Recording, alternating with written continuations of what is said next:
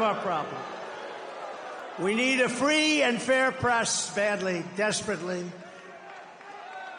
I watched the way they asked questions of Kamala yesterday. Howard Stern, he's a weak guy. He's weak.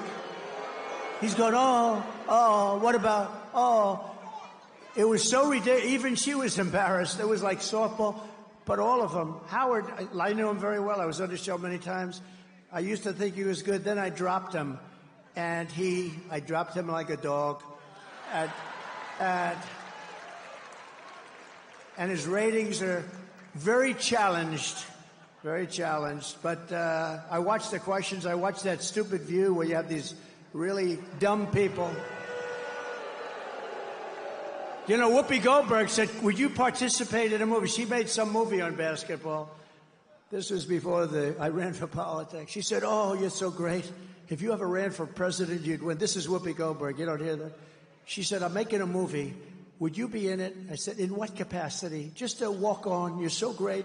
Would you do I did a walk-on for Whoopi Goldberg. Now she says, I refuse to mention his name. You know what? Politics can do strange things to demented people. Now, I've hired Whoopi to work for me as a comedian before this stuff, and a long time ago.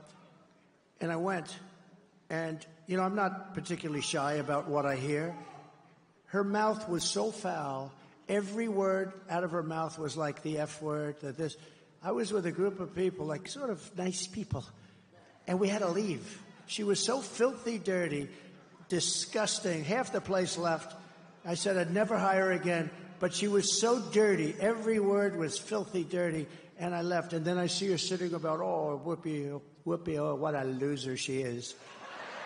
But I watched the way they ask questions. And it's like, you know, they're on the same, like they're partners in this crime that's being committed. Kamala, again. Look at Russia with Ukraine. That's a disaster. Look at the Middle East. It's exploding all over the place. And we have people that, look, we have a president that he spends most of his time on the beach sleeping.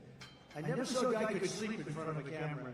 Does anybody think of it? I don't sleep that much. I toss and turn. I think. I'm always thinking. You ever do that? You're sweating, you're thinking, and you're trying to figure out how to beat this one, that. Look, how to make our country great.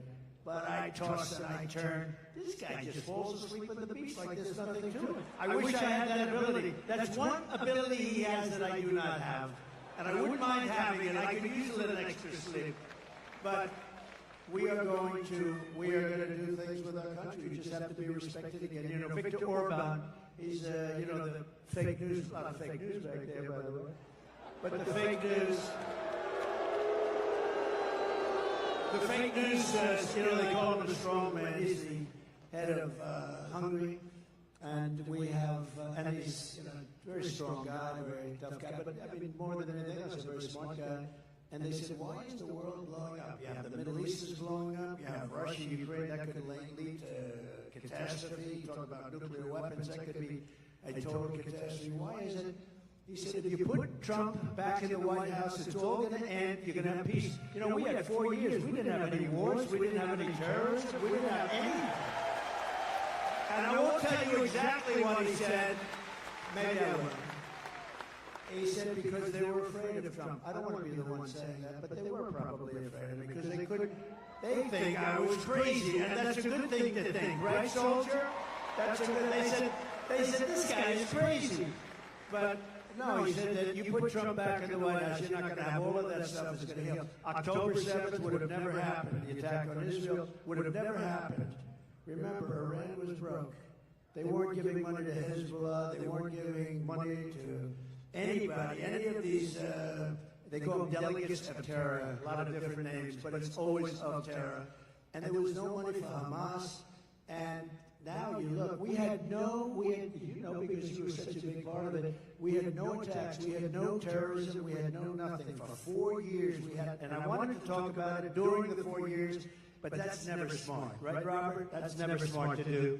So I didn't, but I talk about it a lot now. We had no attacks, we had none of this stuff going on. We defeated ISIS, by the way. We took ISIS, we defeated them in 4 weeks. It was supposed to take 5 years. I rebuilt the military, and we had a military, and we have great generals, not the television guys, by the way, the real generals. I'm talking about like Raisin Cane, General Raisin Cane, you know who that is. But we defeated ISIS quickly. It was supposed to take 5 years. We did it in 4 weeks. We have a great military, and we have a military that's not woke. You may have a few people on the top that are woke, and we're going to get rid of them so damn fast.